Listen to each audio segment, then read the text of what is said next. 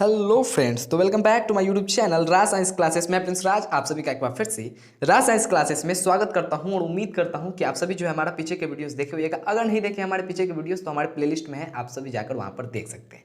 और जैसा कि आप सभी जानते हैं कि हर बार की तरह इस बार भी हम बहुत ही इंपॉर्टेंट क्वेश्चन के साथ आप लोगों के बीच उपलब्ध हैं और आप लोगों को हम बहुत ही इंपॉर्टेंट क्वेश्चन आप लोगों के बीच हम उपलब्ध करा रहे हैं, जो कि है आपके 12th से संबंधित क्वेश्चन। जी बिल्कुल, 12th का जो 100 मार्क्स का जो इंग्लिश होता है, अब आप सभी जानते होइएगा क्या कि उसमें भी 50 मार्क्स का ऑब्जेक्टिव आ गया है। क्या 100 मार्क्स का जो होता था, क्या इंग्लिश जो 100 मार्क्स का होता था, उसमें भी 50 मार्क्स किसका है, ऑब्जेक्टिव्स का आ गया है। तो उसी ऑब्जेक्टिव्स का सेशन यहाँ पर हम आप लोगों के बीच लेकर आए हैं। और जैसा कि आप सभी जानते हैं कि जो चैप्टर है पोएट्री का, जो चैप्टर है हिंदी इंग्लिश का जो चैप्टर है पोएट्री में, sweetest love I do not go, ये लिखा गया है जॉन डन द्वारा। किसके द्वारा? जॉन डन साहब द्वारा लिखा गया ये पोएट्री है। और इस पोएट्री को आप पढ़िएगा तो और भी इंटरेस्टिंग लगेगा आप लोगों को ये पोएट्री। लेकिन हम आज आप लोगों के बीच MCQ क्वेश्चन से लेकर आ रहे हैं इस sweetest love I do not गो की, जहाँ पे एग्जाम में हर बार ना कम से कम तो 3 से 4 ऑब्जेक्टिव्स हर बार इसमें से रहते हैं।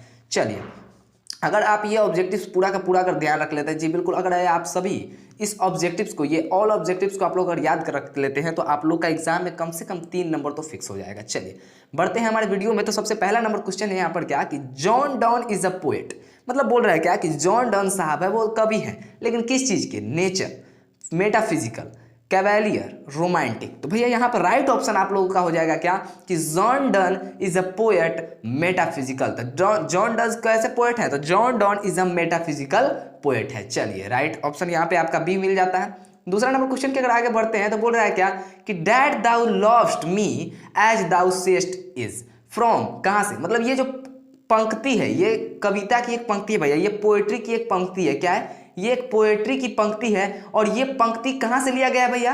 तो ये लिया गया है आपका sweetest love I do not गो में से। कहाँ से लिया गया है? Sweetest love I do not गो में से ये आपका कविता का पंक्ति लिया गया है। और आप सभी को बहुत ही इंपॉर्टेंट क्वेश्चन है यहाँ पर ये है, क्योंकि ये लाइन्स दी जाती हैं और पूछी जाती है क्या कि भैया कौन से कविता में से ये लिया गया है, कौन सी पोएट्री में से लिया गया है। चलिए थर्ड नंबर क्वेश्चन की अगर बात करते हैं तो बोल रहा है क्या कि Donne present himself in sweetest love I do not go in, क्या?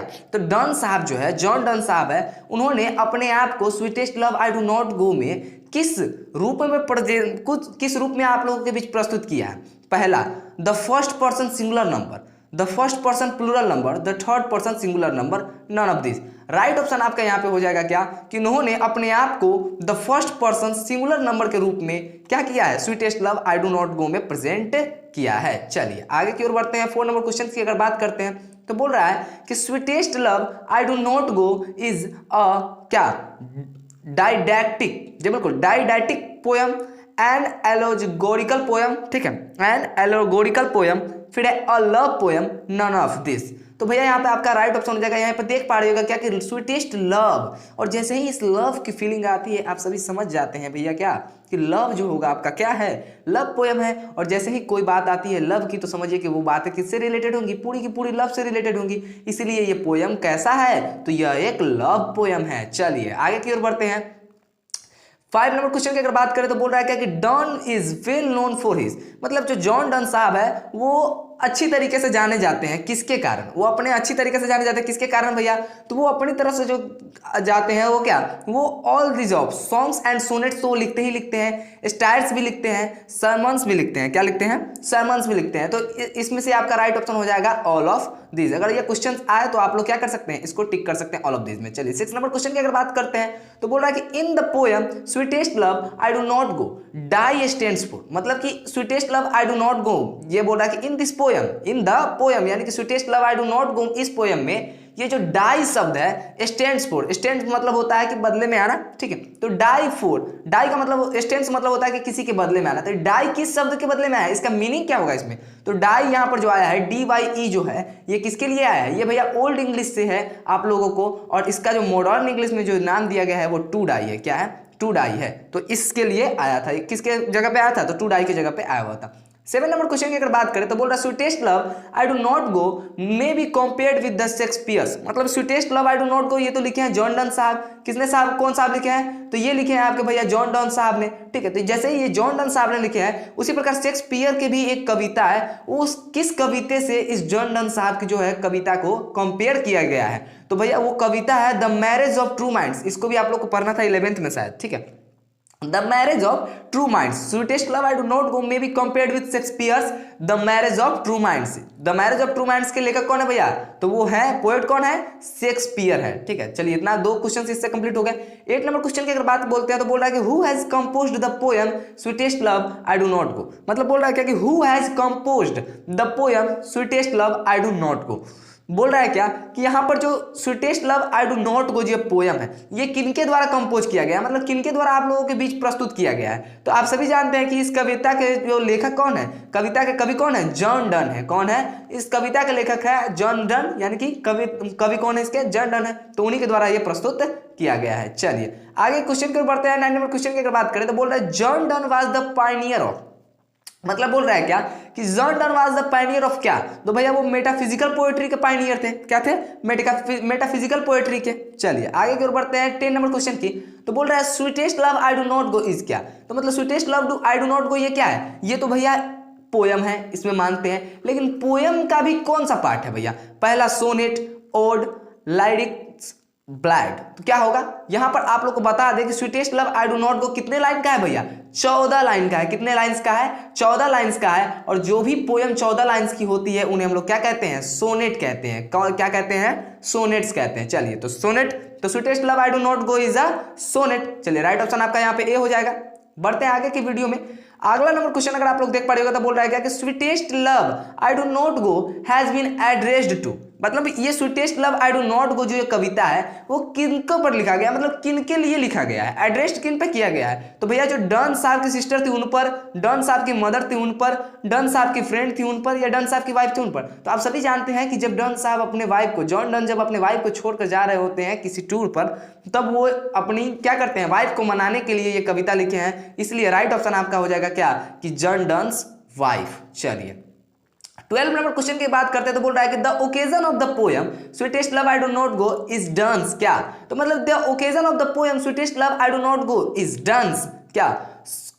यहां पे क्या है कि कॉन्टिनेंटल ट्रिप्स, क्या? Continental trips, space tour, voyage, none of this. Right option आपका यहाँ पे हो जाएगा क्या कि कॉन्टिनेंटल ट्रिप हो जाएगा। राइट ऑप्शन क्या हो जाएगा आपका? कॉन्टिनेंटल ट्रिप यहाँ पर राइट ऑप्शन हो जाएगा कि the occasion of this poem sweetest love I do not गो का ओकेजन क्या था? डन साहब ने डन साहब का क्या था? कॉन्टिनेंटल ट्रिप था। मतलब कि ये किस पर आधारित था भैया? तो ये कॉन्टिनेंटल ट्रिप था। अगर वो ट्रिप पर जाते ही नहीं तो ये कविता लिखा नहीं पाता। चलिए आगे की ओर बढ़ते हैं।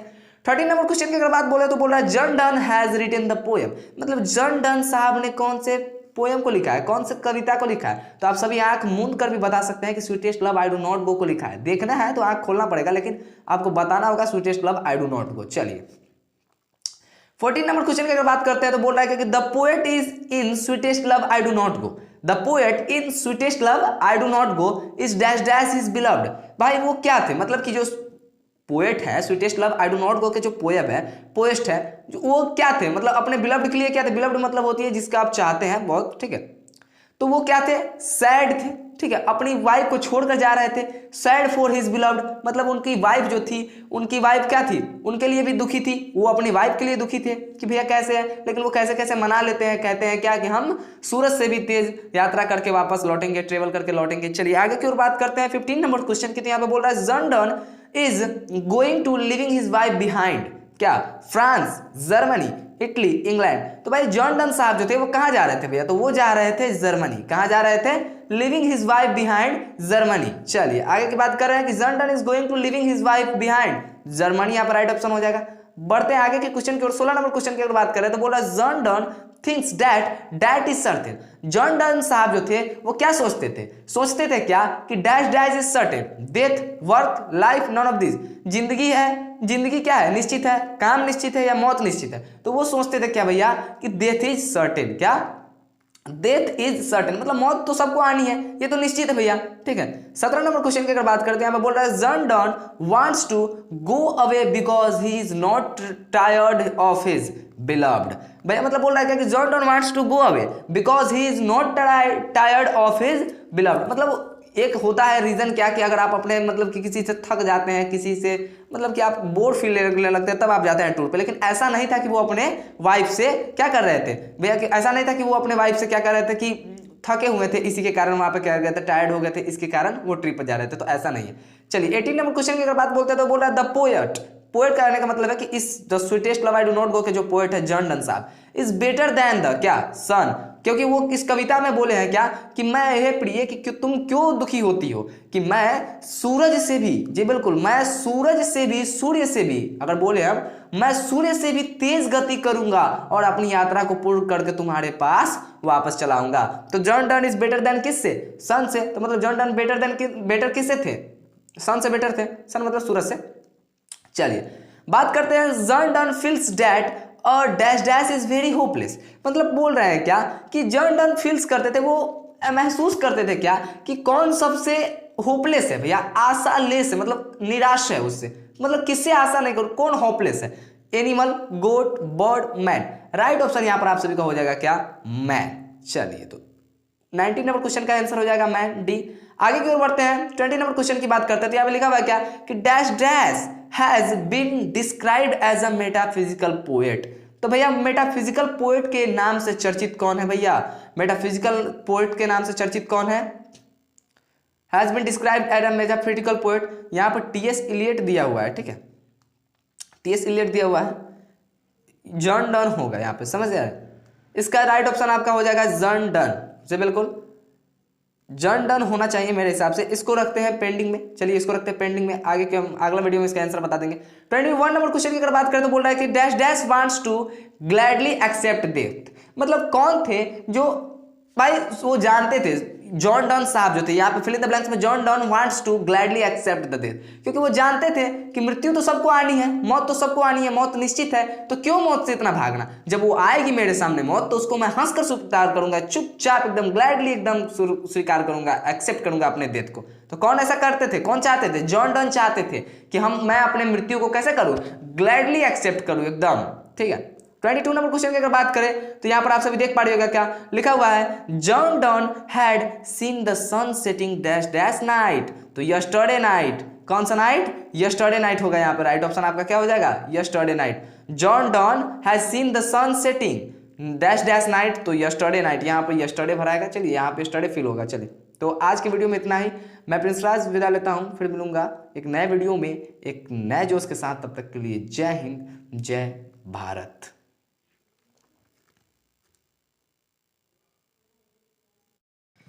हेलो फ्रेंड्स, तो welcome back to my YouTube channel Raj science classes. मैं प्रिंस राज आप सभी का एक बार फिर से राज साइंस क्लासेस में स्वागत करता हूं और उम्मीद करता हूं कि आप सभी जो है हमारा पीछे के वीडियोस देखे हुए, अगर नहीं देखे हमारे पीछे के वीडियोस तो हमारे प्लेलिस्ट में है, आप सभी जाकर वहां पर देख सकते हैं। और जैसा कि आप सभी जानते हैं कि हर बार की तरह इस बार भी हम बहुत ही इंपॉर्टेंट क्वेश्चन के साथ आप लोगों के बीच उपलब्ध हैं, और आप लोगों को हम बहुत ही इंपॉर्टेंट क्वेश्चन आप लोगों के बीच हम उपलब्ध करा रहे हैं, जो कि है आपके 12th से संबंधित क्वेश्चन। जी बिल्कुल, 12th का जो 100 मार्क्स का जो इंग्लिश होता है, अब आप सभी जानते होइएगा क्या कि उसमें भी 50 मार्क्स का ऑब्जेक्टिव आ गया है। क्या 100 मार्क्स का जो होता था, क्या इंग्लिश जो 100 मार्क्स का होता था, उसमें भी 50 मार्क्स किसका है, ऑब्जेक्टिव्स का आ गया है। तो उसी ऑब्जेक्टिव्स का सेशन यहाँ पर हम आप लोगों के बीच लेकर आए हैं। और जैसा कि आप सभी जानते हैं कि जो चैप्टर है पोएट्री का, जो चैप्टर है इंग्लिश का जो चैप्टर है पोएट्री में, sweetest love I do not go, ये लिखा गया है जॉन डन द्वारा। किसके द्वारा, जॉन डन साहब द्वारा लिखा गया ये पोएट्री है। और इस पोएट्री को आप पढ़िएगा तो और भी इंटरेस्टिंग लगेगा आप लोगों को ये पोएट्री। लेकिन हम आज आप लोगों के बीच MCQ क्वेश्चन से लेकर आ रहे हैं इस sweetest love I do not गो की, जहाँ पे एग्जाम में हर बार ना कम से कम तो 3 से 4 ऑब्जेक्टिव्स हर बार इसमें से रहते हैं। चलिए, अगर आप ये ऑब्जेक्टिव्स पूरा का पूरा अगर ध्यान रख लेते हैं, जी बिल्कुल, अगर आप सभी इस ऑब्जेक्टिव्स को, ये ऑल ऑब्जेक्टिव्स को आप लोग अगर याद कर रख लेते हैं तो आप लोग का एग्जाम में कम से कम 3 नंबर तो फिक्स हो जाएगा। चलिए बढ़ते हैं हमारे वीडियो में। तो सबसे पहला नंबर क्वेश्चन है यहाँ पर क्या कि John Donne is a poet. मतलब बोल रहा है क्या कि जॉन डन साहब है वो कवि है, लेकिन किस चीज़ के, नेचर, मेटाफिजिकल, कैवेलियर, रोमांटिक। तो भैया यहाँ पर राइट ऑप्शन आप लोगों का हो जाएगा क्या कि John Donne is a poet metaphysical. तो जॉन डन कैसे पोएट है, तो John Donne is a metaphysical poet है। चलिए राइट ऑप्शन यहाँ पे आपका बी मिल जाता है। दूसरा नंबर क्वेश्चन के अगर आगे बढ़ते हैं तो बोल रहा है क्या कि that thou lovest me as thou sayest is from, कहाँ से, मतलब ये जो पंक्ति है ये कविता की एक पंक्ति है भैया, ये पोएट्री की एक पंक्ति है। क्या है, ये एक पोएट्री की पंक्ति है और ये पंक्ति कहाँ से लिया गया है भैया, तो ये लिया गया है आपका sweetest love I do not गो में से। कहाँ से लिया गया है, sweetest love I do not गो में से ये आपका कविता का पंक्ति लिया गया है। और आप सभी को बहुत ही इंपॉर्टेंट क्वेश्चन है यहाँ पर ये है, क्योंकि ये लाइन्स दी जाती हैं और पूछी जाती हैं क्या कि भैया कौन से कविता में से ये लिया गया है, कौन सी पोएट्री में से लिया गया है। चलिए थर्ड नंबर क्वेश्चन की अगर बात करते हैं तो बोल रहा है क्या कि Donne present himself in sweetest love I do not go in, क्या, तो डन साहब जो है, जॉन डन साहब है, उन्होंने अपने आप को sweetest love I do not गो में किस रूप में किस रूप में आप लोगों के बीच प्रस्तुत किया है। पहला the first person singular number, the first person plural number, the third person singular number, none of this. Right option आपका यहाँ पे हो जाएगा क्या कि उन्होंने अपने आप को the first person singular number के रूप में क्या किया है, sweetest love I do not गो में प्रेजेंट किया है। चलिए आगे की ओर बढ़ते हैं। 4 नंबर क्वेश्चन की अगर बात करते हैं तो बोल रहा है कि sweetest love I do not go is a क्या, डाइडैक्टिक, जी बिल्कुल, didactic poem and allegorical poem, ठीक है, एंड एलोगोरिकल पोयम, फिर है a love poem, none of this. तो भैया यहाँ पे आपका राइट ऑप्शन हो जाएगा, यहाँ पे देख पा रहे होगा क्या कि स्वीटेस्ट लव, और जैसे ही इस लव की फीलिंग आती है आप सभी समझ जाते हैं भैया क्या कि लव जो होगा आपका क्या है, लव पोयम है। और जैसे ही कोई बात आती है लव की तो समझिए कि वो बातें किससे रिलेटेड होंगी, पूरी की पूरी लव से रिलेटेड होंगी, इसीलिए ये पोयम कैसा है, तो यह एक लव पोयम है। चलिए आगे की ओर बढ़ते हैं।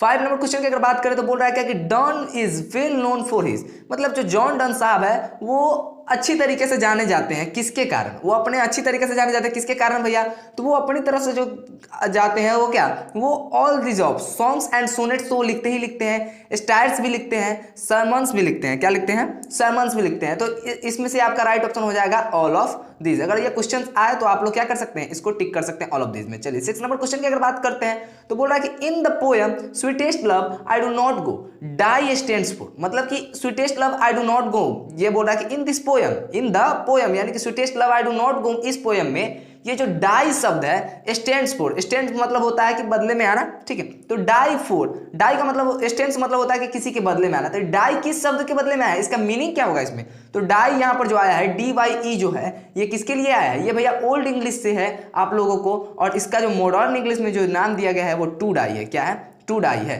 तो इसके लिए आया था, किसके जगह पे आया था, तो टू डाई की जगह पे आया हुआ था।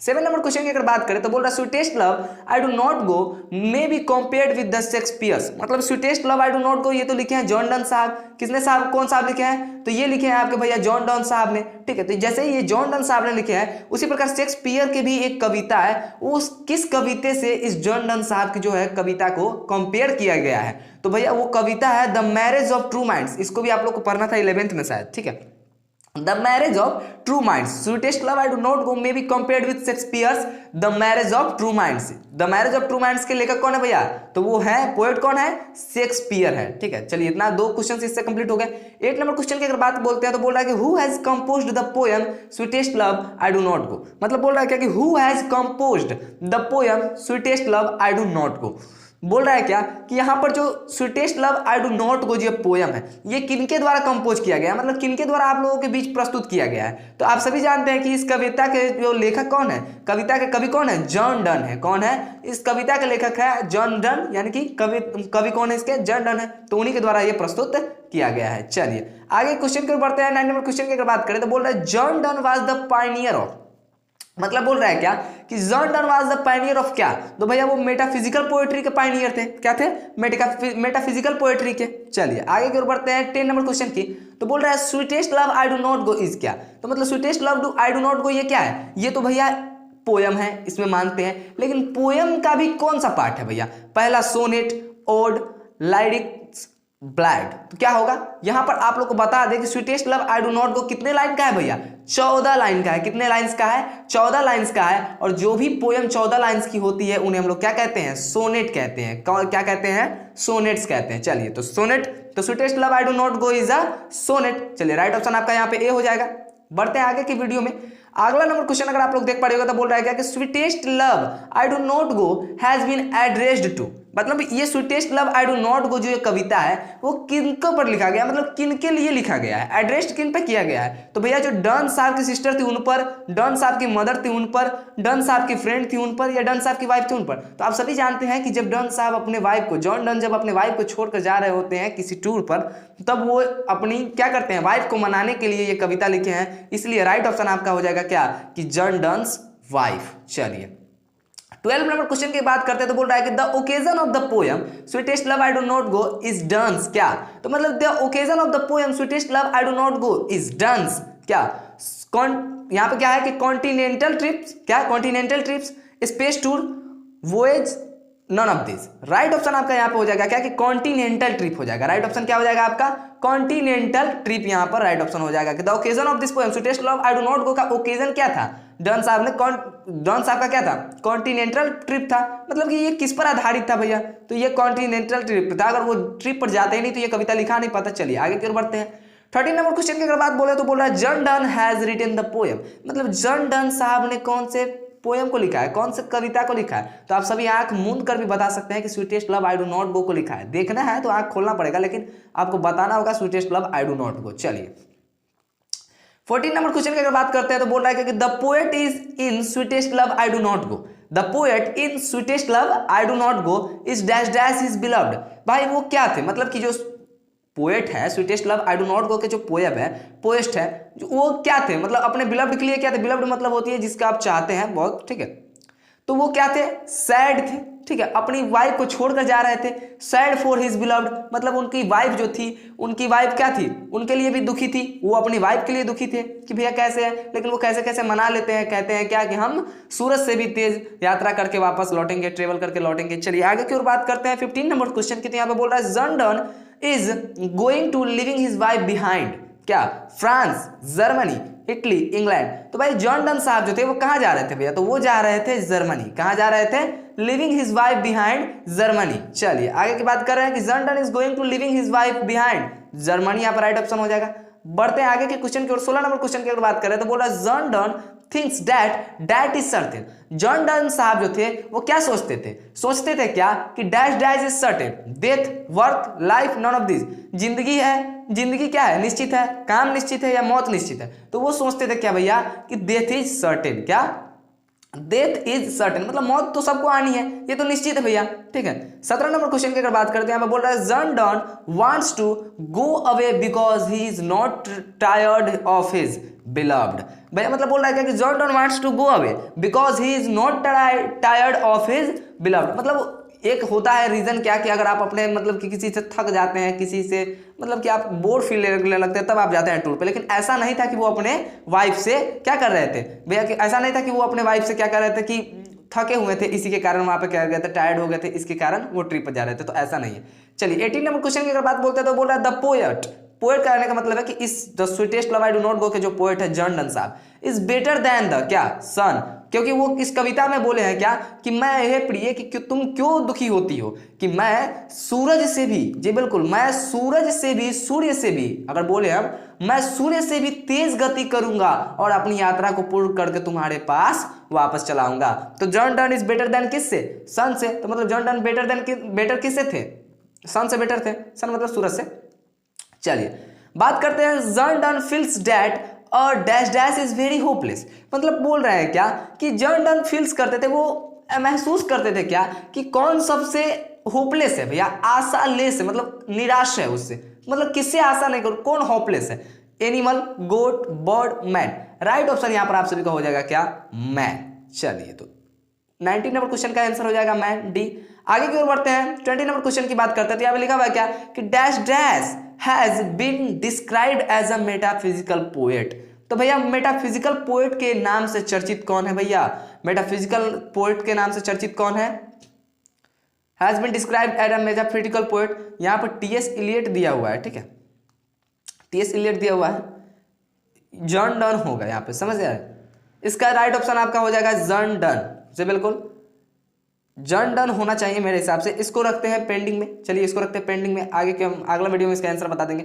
21 नंबर क्वेश्चन की अगर बात करें तो बोल रहा है कि dash dash wants to gladly accept death. मतलब कौन थे जो भाई वो जानते थे, जॉन डन साहब जो थे, यहाँ पे फिल इन द ब्लैंक्स में John Donne wants to gladly accept the death, क्योंकि वो जानते थे कि मृत्यु तो सबको आनी है, मौत तो सबको आनी है, मौत निश्चित है, तो क्यों मौत से इतना भागना। जब वो आएगी मेरे सामने मौत तो उसको मैं हंसकर स्वीकार करूंगा, चुपचाप एकदम ग्लैडली एकदम स्वीकार करूंगा, एक्सेप्ट करूंगा अपने डेथ को। तो कौन ऐसा करते थे, कौन चाहते थे, जॉन डन चाहते थे कि मैं अपने मृत्यु को कैसे करूं, ग्लैडली एक्सेप्ट करूं एकदम। ठीक है, 22 नंबर क्वेश्चन की अगर बात करें तो यहां पर आप सभी देख पा रहे होगा क्या लिखा हुआ है, John Donne had seen the sun setting dash dash night. तो यस्टरडे नाइट, कौन सा नाइट, यस्टरडे नाइट होगा यहाँ पर। राइट ऑप्शन आपका क्या हो जाएगा, yesterday night. John Donne has seen the sun setting dash dash night, तो यस्टरडे नाइट, यहाँ पर यस्टरडे भराएगा। चलिए यहाँ पे यस्टरडे फील होगा। चलिए तो आज के वीडियो में इतना ही। मैं प्रिंस राज विदा लेता हूँ, फिर मिलूंगा एक नए वीडियो में एक नए जोश के साथ। तब तक के लिए जय हिंद।